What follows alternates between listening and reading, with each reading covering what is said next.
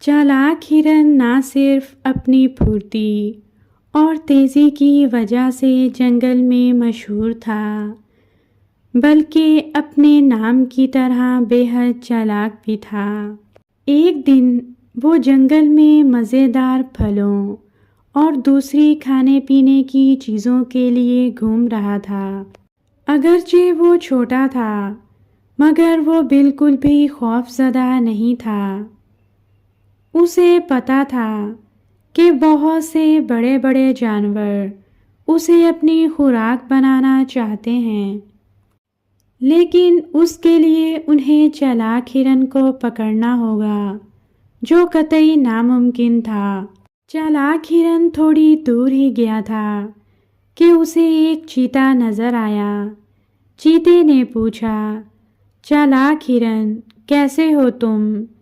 میں بہت بھوکا ہوں، میرے لیے کچھ کرو۔ دیکھو، اگر تم چاہو تو میرا دوپہر کا کھانا بن سکتے ہو۔ لیکن چالاک ہرن بالکل چیتے کا کھانا نہیں بننا چاہتا تھا۔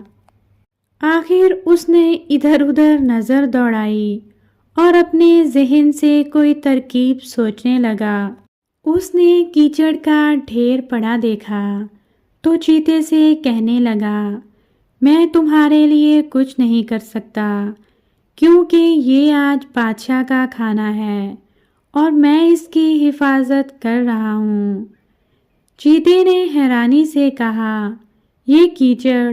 چالاک ہرن نے کہا، ہاں یہی ہے بادشاہ کا کھانا، اور تمہیں کیا پتا کہ اس کا ذائقہ دنیا بھر میں سب سے اچھا ہوتا ہے۔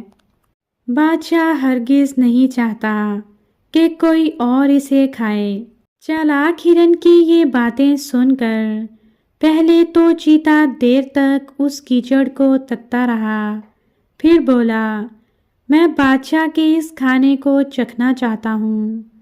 نہیں نہیں چیتے، بادشاہ سلامت بہت غصہ ہوں گے، لیکن میں اسے صرف تھوڑا سا چکھوں گا، بادشاہ کو اس کا پتہ بھی نہیں چلے گا۔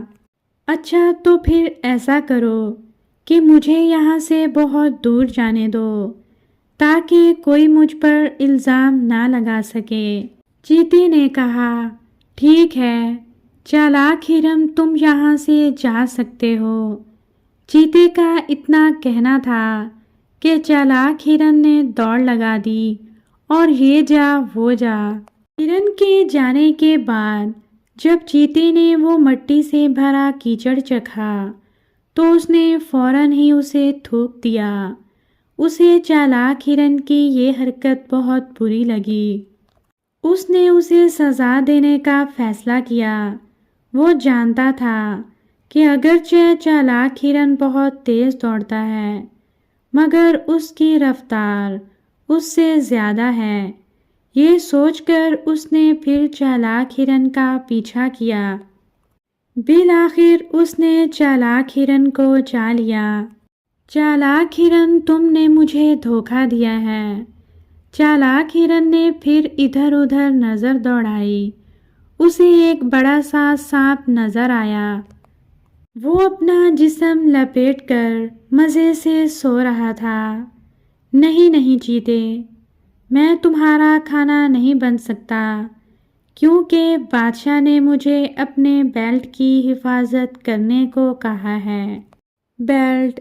کہاں ہے بادشاہ کی بیلٹ؟ چیتے نے حیران ہو کر پوچھا۔ وہ رہی۔ چالاک ہرن نے سانپ کی طرف اشارہ کیا۔ اس کا رنگ برنگا جسم دیکھ کر چیتا بہت متاثر ہوا۔ دیکھو چالاک ہرن، کیا میں یہ بیلٹ پہن کر دیکھ سکتا ہوں؟ نہیں نہیں، اگر بادشاہ سلامت کو پتہ چل گیا کہ ان کی بیلٹ کسی اور نے پہنی ہے تو وہ بہت غصہ ہوں گے۔ صرف ایک بار۔ اچھا تو پھر مجھے بھاگنے دو تاکہ مجھ پر الزام نہ آ سکے۔ چیتے نے اس بار بھی اسے بھاگنے کی اجازت دے دی۔ ارے واہ، بادشاہ کی بیلٹ! چیتے نے یہ کہا۔ ابھی وہ سانپ کی طرف بڑھنے کا سوچ ہی رہا تھا کہ سانپ اٹھ گیا اور اس نے اپنا بڑا سا منہ کھولا۔ چیتا اتنا بڑا سانپ دیکھ کر ڈر گیا اور وہاں سے بھاگ گیا۔ اس کے بعد کبھی چیتے نے ہرن کی طرف بھوکی نظروں سے دیکھنے کی کوشش نہیں کی۔